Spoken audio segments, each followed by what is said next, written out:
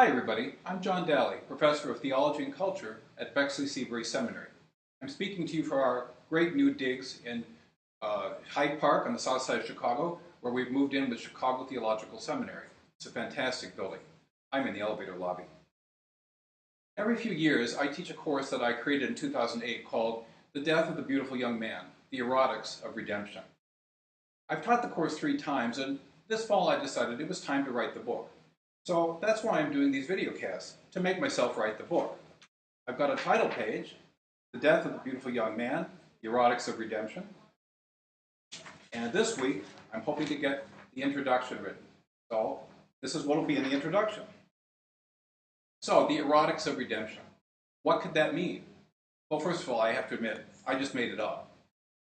I didn't make up erotics, and I didn't make up redemption, but I made up putting them together. So what could that mean to put those 2 words together? Well, it might mean we want our Redeemer to be attractive. Or the attractiveness of our Redeemer draws us towards salvation. Or the attractiveness of the Redeemer is the proof of his efficacy, that he can really save us. Or maybe the representation of Jesus' death represents a more primal religion expressing itself through Christian language. Or maybe sex and religious salvation are somehow linked. Well, for the purposes of my book, the answer to the question is all of the above. Let me tell you how I got started on this project. Through most of the 90s and the early part of the, what do we call them, the aughts, I was both a parish priest and a seminary professor. I was rector of a parish in the western suburbs of Chicago, and I was also on the faculty at Seabury Western, then in Evanston. Well, in the refectory at the seminary and in the chapel, there were images of Jesus' death. Well, actually, in this case, his resurrection, because both of them were a Christus Rex, a Christ the King. At my parish, it was the same thing. The cross over the altar was a Christus Rex. Let's see what that looks like. They all pretty much look like this. None of these images are the ones that we had, but they all look like this. Not only white and European, but seemingly from a very specific part of England. They all look kind of Kentish. They've got that golden red hair coloring and beard that's very common down there. And they're all dressed like about the time of the Magna Carta. So what was going on there? Why did they all look like this? Why did they all look the same? I couldn't do anything about the crosses at Seabury, but I could do something about the one in my own parish. So I started looking for alternatives. That's when I realized there weren't a lot of alternatives. My choices seemed to come down to King Arthur, which I already had, or an Abercrombie & Fitch model. I asked myself, why is that? Now, don't leave me a comment about the Eisenheim altarpiece. I know there are plenty of images of an ugly crucifixion out there, images where Jesus is not very attractive or is in great agony. But what I got interested in was the preponderance of images of Jesus on the cross with a perfect body. It seems that ever since we figured out how to paint or draw or image the human body realistically, we've made sure that the Redeemer has an absolutely perfect body. Let's take a look.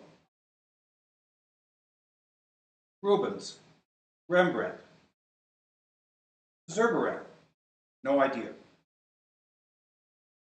El Greco, Van Dyck, Velázquez, Rainey, Goya, and finally, Dalí. Now, it takes a lot of work to maintain a body like that. Other than casting out the money changers, I really don't think Jesus got a lot of exercise. He certainly didn't go to the gym. And of course, we have no record of what he actually looked like. So why have we come to take it for granted that he must have had a great body? And why give him a great body and then pretend you don't notice it, because that would be sacrilegious? It's confusing. Sexy. Devotional.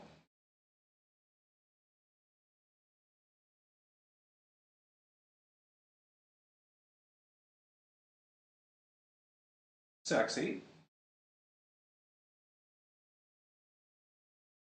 Devotional. Let's take a look at this last one with the young girl. This was an ad campaign to encourage Catholic kids to get confirmed. Really? Didn't anybody find this mashup inappropriate? I mean, where is that loincloth going? It's not going to be there much longer. And she seems to be anticipating its disappearance. I don't really think this was a good idea. At this point, people have left my classroom because they're so offended. I say, don't shoot the messenger. Now, you may be saying, I don't care what Jesus looked like. What difference does it make? Well, it doesn't, or it shouldn't, till it does. Take a look at this. This is Edwina Sand's Christa. She made in the 1970s. During Holy Week of 1984, it was put on display at the Cathedral of St. John the Divine in New York. And within a day, the bomb threats had started. The cathedral had to be shut down several times for threats of violence because of the presence of this female figure nailed to the cross. It also created a rift between the dean who had brought the sculpture in and the bishop who hadn't really understood what was going on. Never a good idea. And he actually preached against it at the Great Vigil of Easter. And I'm quoting him now. He said, "This symbol is theologically and historically indefensible." Well, let's think about whether we have preconceptions about how something should look, and maybe a little less weighty area.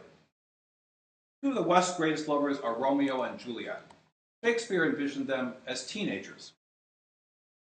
So in this first image, we see Leslie Howard and Norma Shearer from the 1936 version of Romeo and Juliet. The combined age of these two actors is 80. He's 43, she's 37. They're a little old to play the parts, but they look pretty good. This next one is the 1968 Zeffirelli version, showing Olivia Hussey and Leonard Whiting. Their combined ages are 35, much closer to what Shakespeare had in mind. Finally, let's take a look at Marcello Giordani playing the role of Romeo in Gounod's opera Romeo et Juliet at the Metropolitan Opera. A lot of people noticed that he didn't quite look the part, and there were a lot of comments online. Let's take a look at one of them.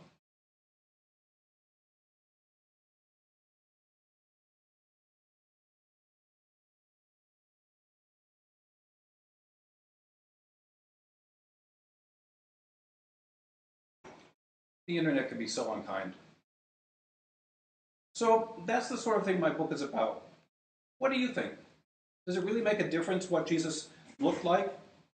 Does it make a difference to our sense of being saved if Jesus doesn't look a certain way?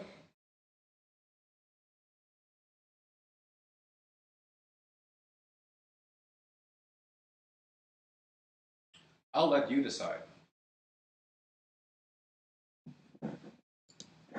Thanks for listening. I hope to see you next week.